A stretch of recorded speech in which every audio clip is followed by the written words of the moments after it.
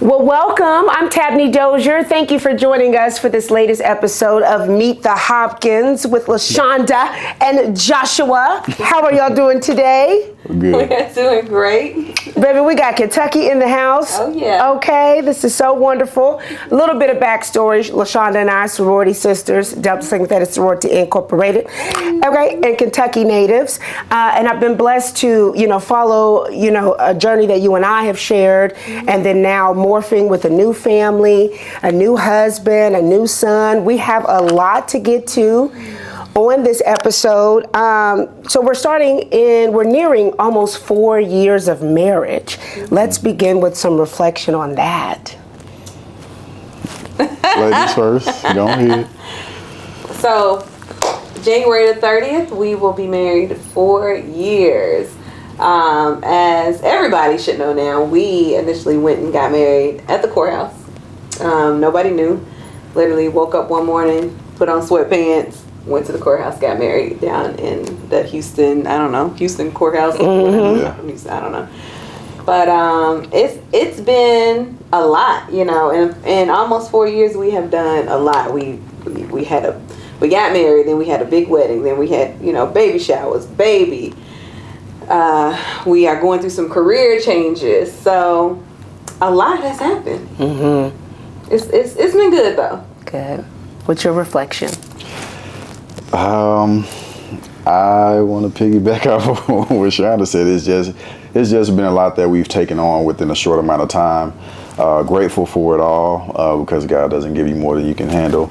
But yeah, it's just been a lot. It's good though because we've gotten a lot of things accomplished that we had set out to do, and some that we that were unexpected, but still a blessing. So It's good. happy with it. Well, a couple of those items on the to-do list or the task list is a surrogacy journey while having a 2-year-old. Hello? Ooh. Hello. Yeah. Surrogacy, right?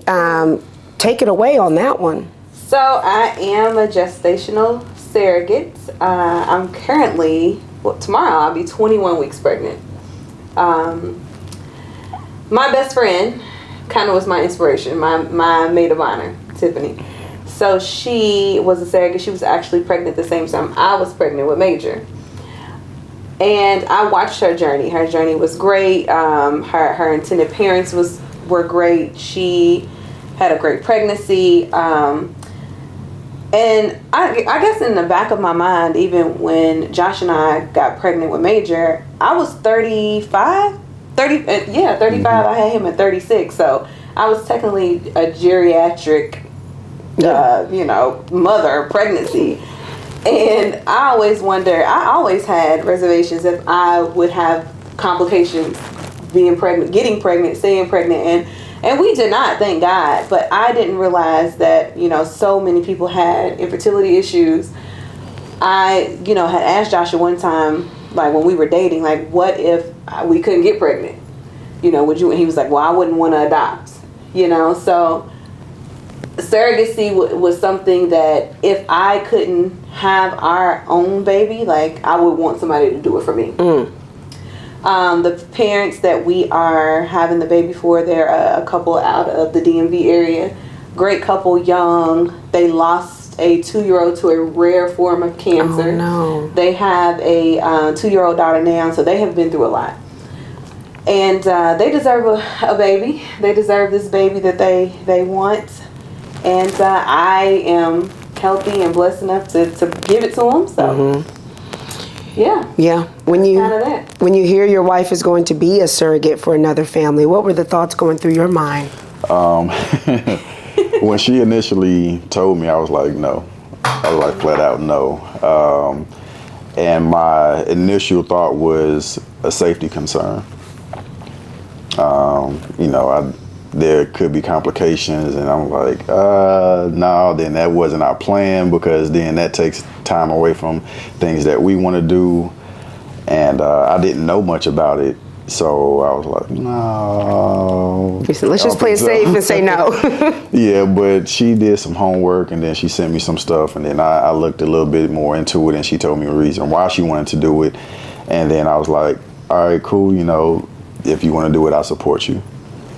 So And he here was we very are. supportive. He was very supportive. You know, with when you start your surrogacy journey, I don't think many people realize, like, there's a lot of medication. There's a lot of appointments. Like, even Josh had to get, you know, certain type of blood work, drug tests, all of those things done with me. And I was on Lupron shots for about, like, like 2-3 weeks. And then you transition to progesterone shots, which is like 3 months. And those are the shots where you take in your butt.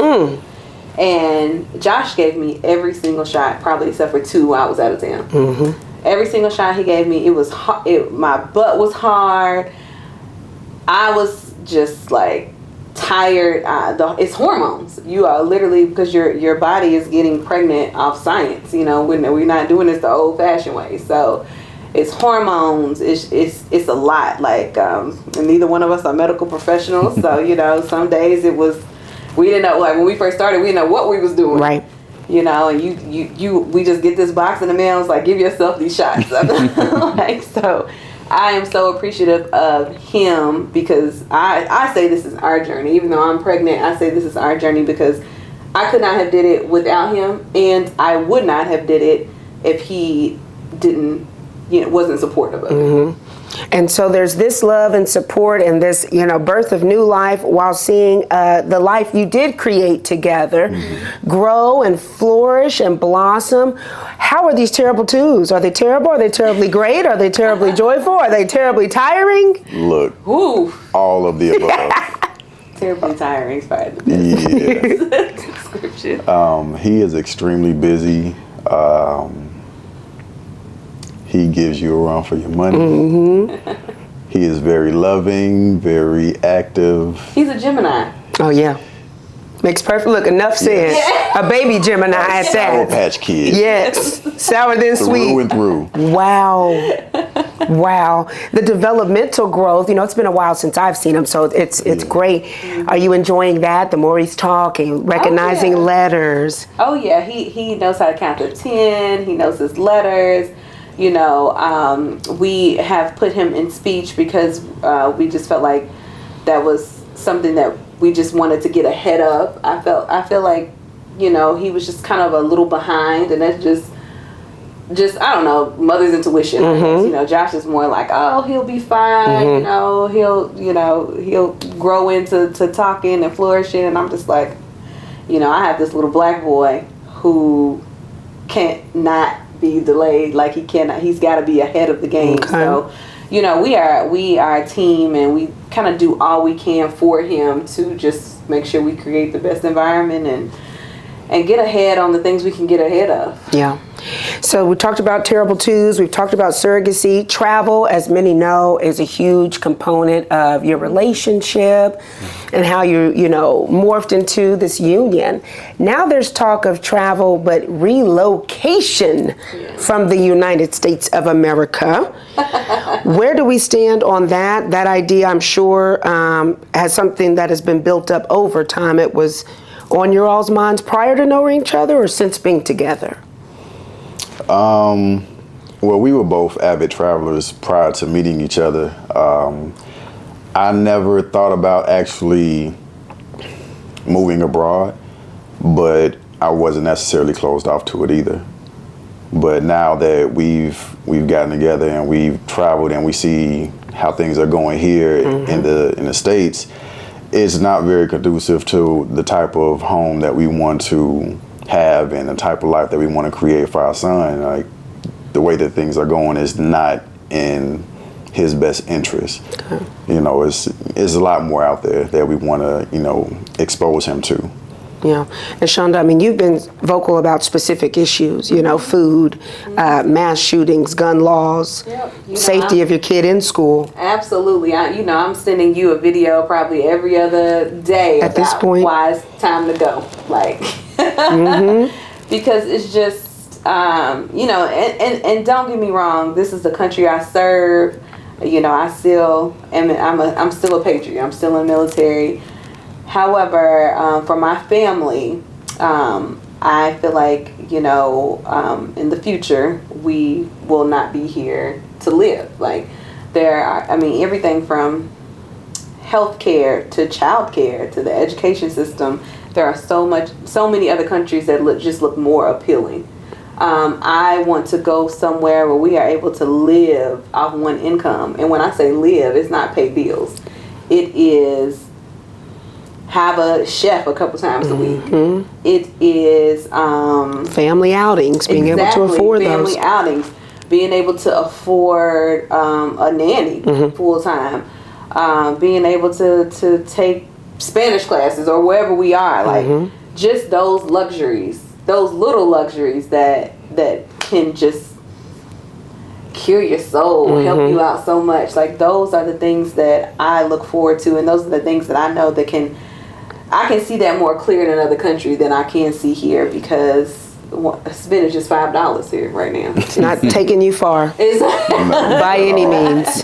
By any means. Yeah, it's crazy. It is crazy just how inflation has it's going to take out the middle class. It really is. And as much money as we make, and as many things as side hustles as we're trying to do, yeah, we're exhausted though. It's harder to get ahead. Yeah.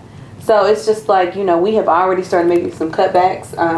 I sold my truck. I had my Range Rover for years, and, you know, I was having some mechanical issues, and we just both decided, you know what, we're not going to get it fixed anymore. Let's sell it.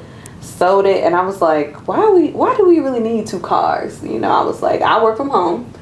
Josh literally works up the street. Our son goes to school up the street. Like, we can make this work. Let's make it work. And so we just been making some minor cutbacks. Of course, surrogacy compensation is great. You know, we are able to cut down some credit cards, cut down some bills, cut down some bills from that expensive ass wedding we had. So that is the plan in the future. But you know, you got to make some changes and some plans to even get there. So we're kind of in that phase. No doubt. And all that we've been talking about, marriage, relationship, the disdain for the capitalist society we live in, travel, you document it. And now here we are in the intricacies of, and I know everything is not for the public, but the intricacies of your marriage and your surrogacy journey. Why document? Why share so much? You know, not only is it capitalistic, but it's a very judgmental society today too. You know, folks are not extended much grace, you know, whether they fall to left or fall to right or fall face down. And as if there isn't enough going on in your busy lives, you choose to welcome some people you know and some people you don't. Why? When it comes to surrogacy, definitely to bring awareness. I don't think that a lot of Black women looked into being surrogates. I don't think that they looked into what the process actually involves. I don't think they looked into the benefits of it. So I wanted to bring awareness to that. As far as our marriage, I think we both agree, like, you can be young, Black, lit, and married. Like, you know, I know that relationships are falling left and right now. And, you know, people always say, oh, well, the happiest couples are the one that keep everything in. And I can understand that. It's not like we out here, you know, telling each other Social Security numbers. But we sharing every argument. Exactly, sharing every, because this is definitely not Skittles and rainbows every damn day. But I just, you know, I love Black love. I love, you know, my parents were married for 44 years. Both my siblings are married. I think that being able to focus on family and marriage, which is what I also love about other cultures as well, they're very big on family. I want to share that, bring awareness to that. Like, any woman in her 30s looking for love, girl, don't give up, because I met Josh at 34. I was married at 35, had a baby at 36. So Cupid came in and was like, all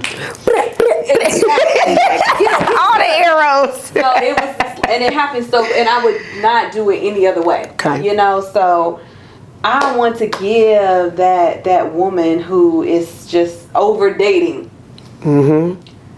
Like, girl, it can happen literally at the blink of an eye. When you're not looking, when you least expect it. You know how fast that happens. Oh my goodness. Like- Lightning. Lightning. It's like, who is this man? I'm sorry. Exactly. I'm sorry. Well, he's my husband. Let me look at with my good eye. Background check. Yes. Did some investigation. And so, Josh, you get into the space of your wife being a surrogate and being parents, and you are open as well. You share weightlifting and your exercise and wellness journey, physical wellness. Why? Why document and share so much? I'm more of a private one.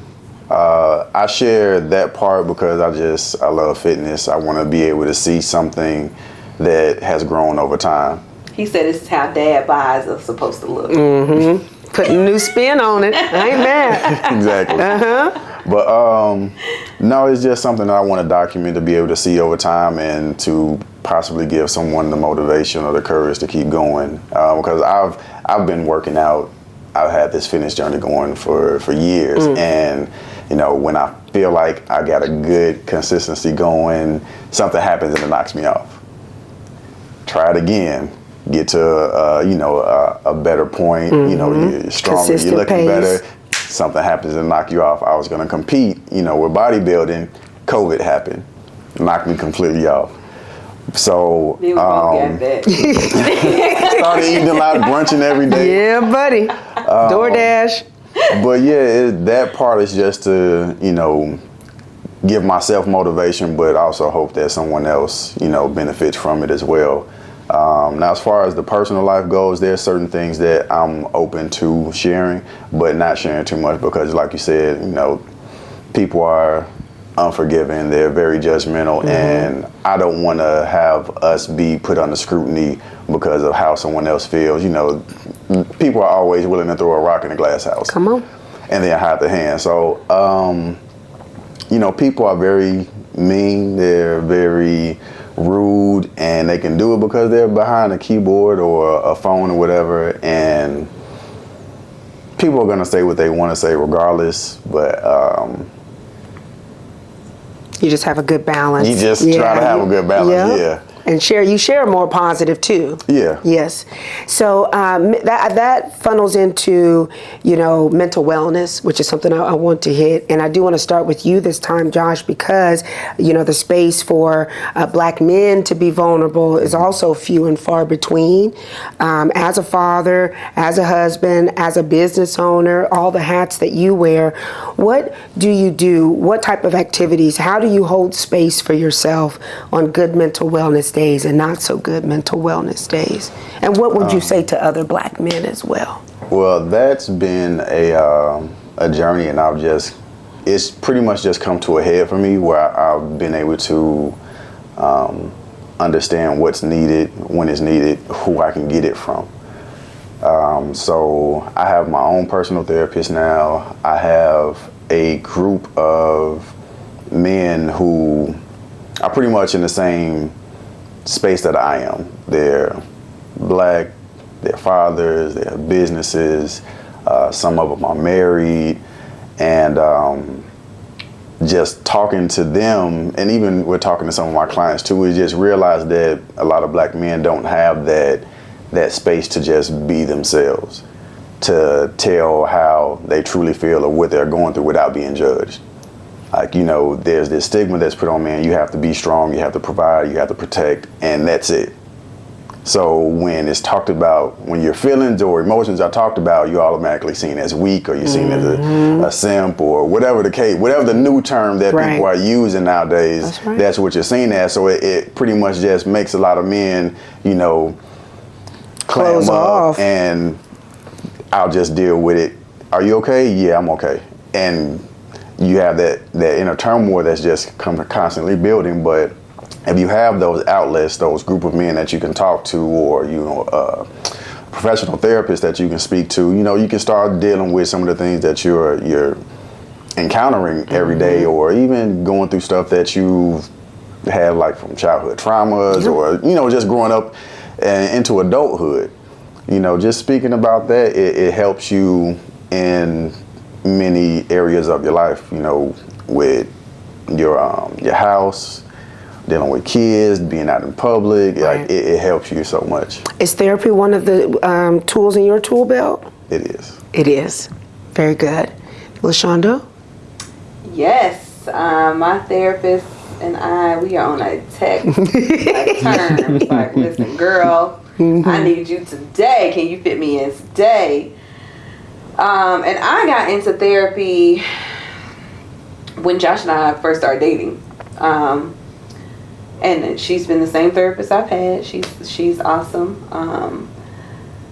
Again, I feel like Josh and I, neither one of us has done this shit before, this life before. Neither of us had been married. I had never even lived with a man. Like, I tried to, like, early on in my 20s, like, but it was very brief. Mm-hmm. But I had never even lived with a man. Wow. I had never had a baby. I have nieces and nephews, but, neither one of us had been parents. So I didn't even think, like, I was going through so much until I went through it. And so then you just never know how, kids change your marriage.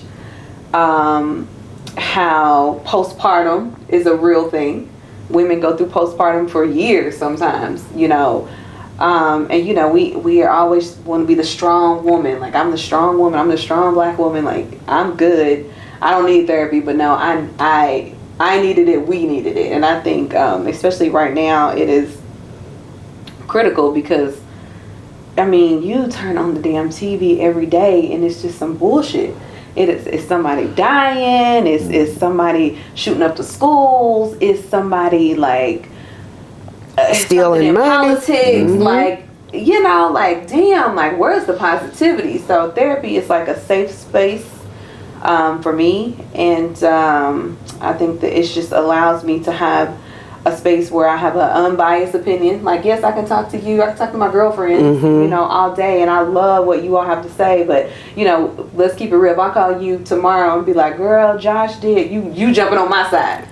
No questions asked. I'm sorry. I'm so sorry. As reasonable as you are. Correct. So it is good to have sometimes someone who doesn't know you. Like, she'll be like, well, LaShonda, like, well, what if you were him? How would you feel? And, how do you think she feels about this? And I'm just like, girl, let's wrap this. We're done here. We're done. But it is, I think that everybody should talk to somebody about what they're going through, what they could be going through, because the world is tough, especially right now. Very good. What is working well in marriage, and where is there room still for improvement? We'll be getting to wrap this up. What's working well in marriage? I think we're getting back to us. Again, having a baby changes a lot that I don't think either of us were ready for. Yeah. Like, I never thought I'd be one of those wives that didn't know, like, and this may be TMI, but know the last time. Because Josh looking at me, he's like, "What's she about to say?" Mm-hmm. I know what you about to say. Last time we had sex. Mm-hmm. I'd be like, when's the last time we had sex? Like, I just never thought I would be like, I thought when I had a husband, girl, it's on site and ready. We are busting it wide open wherever all day, but we will come home and be exhausted. Like, Josh stands on his feet all day at work, or he's at the library studying. I am home working, and then, I'll go get Major, hang out with him. Like, it's just like a nonstop day. Like, who feel like tossing ass? Some more physical activity. I'm tapped out. Exactly. Like, even tonight, like, I would love for us to get down and dirty in this good hotel, but girl, we might just get some good sleep. Yes. It might be what's best. Mm-hmm.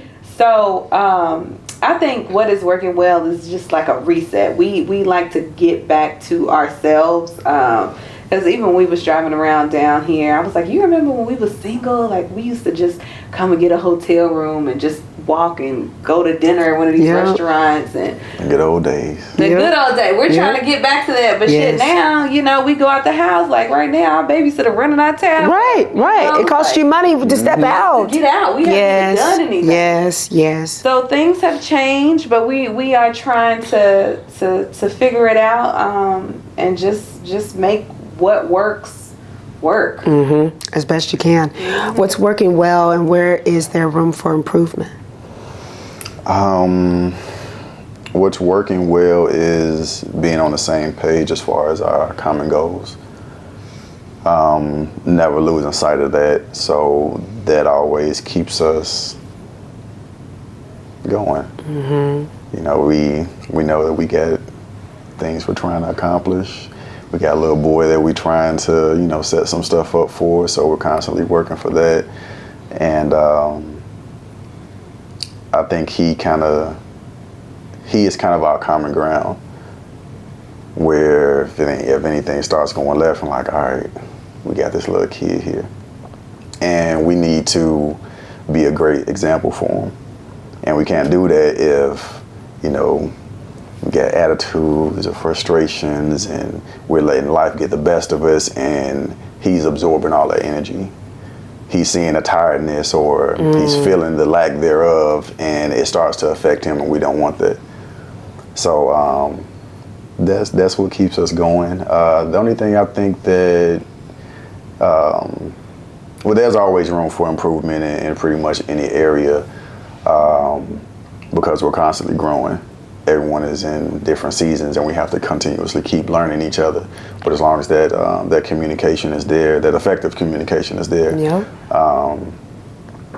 we'll continue to keep thriving. Beautiful.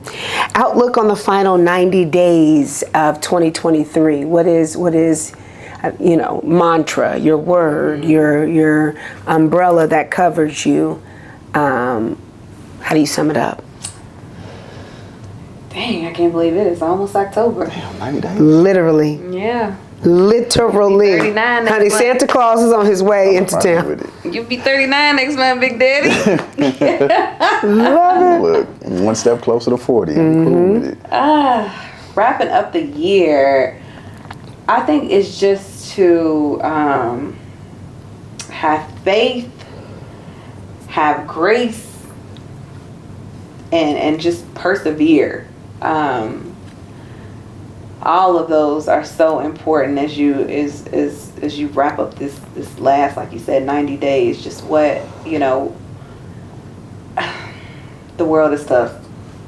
Spending just $5. Gas is $16. Come on. Like, it's so much shit to be depressed about every day. So just getting through that, getting through the thick of the constant BS, the constant letdowns, the constant just like, I don't even know. I mean, it's a 1-2 punch everywhere you turn. What are we talking about? Exactly. It's a somebody's sick. Yes. It's car needs maintenance. Dog needs something. Yes. Ay. Always something. So I guess just getting through that is what we are trying to do. Like, have I'm due in February. Okay. So a healthy pregnancy. Yeah, because that's we're in home stretch. Yeah. Okay. I am big on just not getting a C-section. I hope, hopefully it doesn't come to a situation where it's life or death and I have to get one. But I feel like doctors have started to push C-sections off on women because it's a surgery and it is More money for them. more money, and it's just like, do not treat me like I'm being Another a slap shot. America's finest right there. Exactly. So just to give my body grace, give my body time. Like, we are gonna do everything that we can do again to just make sure that we bring a happy baby, healthy baby in for these intended parents. Yeah. So I think that's just really my goal. We got the holidays coming up. Grace is yours then. Grace in your body, grace in your health, grace in how life kicks you when you're already down. Grace. What about you? Me, I think for these last 90 days is to learn to adjust. Adjust. Adjust and persevere. I'll take your word. Yep. But yeah, because life hands you so many different cards, and it could just come at an unexpected time. It's stuff that happens 24/7. Like you said, your car might mess up. Like we had today, our school for our son, they closed down because of the power, so we had to adjust to that. So things happen, and adjusting and making the necessary adjustments just allows you to reset and just figure it out, instead of getting frustrated and just standing in it and not making any progress. Marvelous. Well, the graceful, adjusting, delicate Hopkins are continuing to share their evolution with us. So we thank you. We thank you for your transparency, for your honesty. It's been a joy to get to know you as we continue to navigate. You pretty much stuck with me. I don't even know what to tell you. So, forever and ever. Forever and ever. For the Hopkins, I'm Tabby Dozier. Thank you for joining us for this episode. Thank you.